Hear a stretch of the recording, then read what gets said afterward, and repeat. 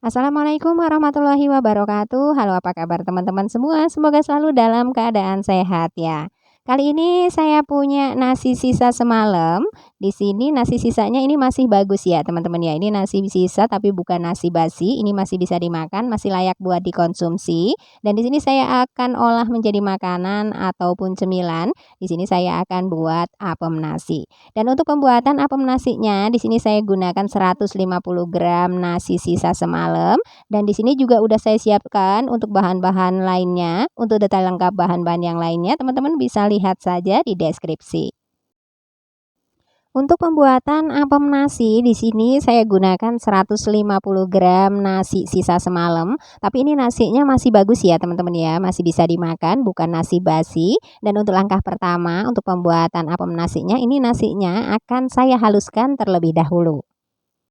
Di sini saya gunakan blender ya teman-teman ya untuk menghaluskan nasinya. Di sini saya masukkan nasi sisanya ke dalam gelas blender, lalu di sini saya tambahkan secukupnya air untuk memblender nasinya. Setelah ditambahkan air, selanjutnya tinggal kita blender nasinya hingga halus ya teman-teman ya. Dan ini hasil setelah nasinya sudah dihaluskan menggunakan blender ya teman-teman ya. Dan untuk menghaluskan nasinya ini tadi saya menggunakan air kurang lebih 200 ml. Selanjutnya ini kita sisihkan terlebih dahulu. Selanjutnya kita siapkan wadah. Kemudian kita masukkan 150 gram tepung beras, 6 sendok makan tepung terigu, 150 gram gula pasir, 3/4 sendok teh garam, kemudian setengah sendok makan ragi instan. Selanjutnya saya aduk-aduk dulu ya teman-teman ya, hingga semua bahan keringnya ini benar-benar tercampur. Setelah tercampur, selanjutnya kita masukkan nasi yang sudah dihaluskan tadi.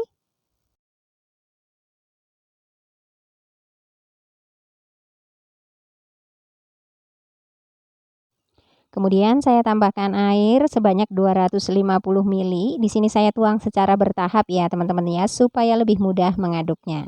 Selanjutnya ini tinggal diaduk-aduk hingga menjadi adonan.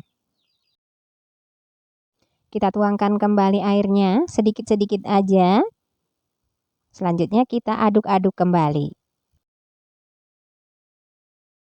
Ketika adonannya sudah menggumpal seperti ini masih berat ya teman-teman ya. Kita masukkan kembali airnya sedikit-sedikit aja, kemudian kita aduk kembali. Kenapa di sini saya masukkannya secara bertahap seperti ini? Ini untuk menghindari tepung yang menggerindil ya teman-teman ya. Jadi kita masukkannya sedikit-sedikit aja airnya supaya lebih mudah juga untuk mengaduknya. Terakhir kita masukkan semua ya teman-teman ya, sisa air yang 250 ml tadi. Kemudian kita aduk-aduk hingga adonannya ini benar-benar tercampur.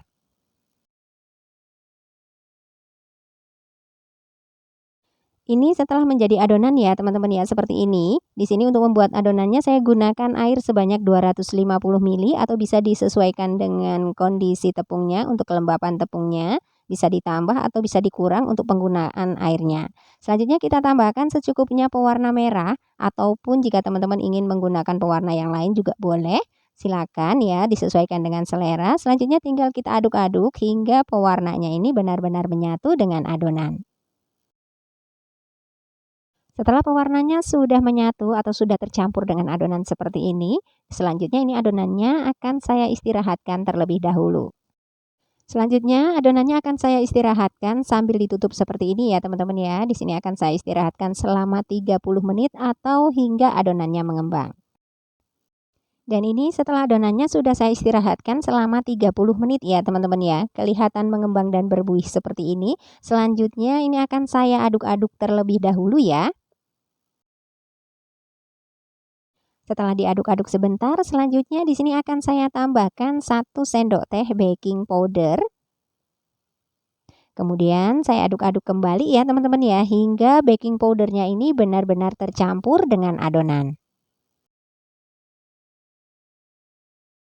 Setelah diaduk-aduk dan baking powdernya sudah benar-benar tercampur dengan adonan, selanjutnya ini adonannya sudah siap untuk kita tuangkan ke dalam loyang.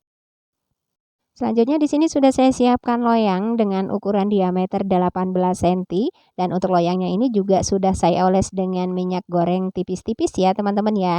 Selanjutnya tinggal dituangkan saja untuk adonan apemnya ke dalam loyang. Setelah loyangnya sudah terisi dengan adonan kue apemnya, selanjutnya ini akan saya kukus.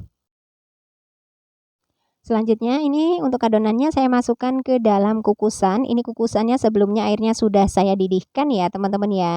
Dan ini selanjutnya akan saya kukus selama 30 menit. Jangan lupa untuk tutupnya kita alasi dengan kain bersih supaya uapnya tidak menetes pada kue apem nasinya.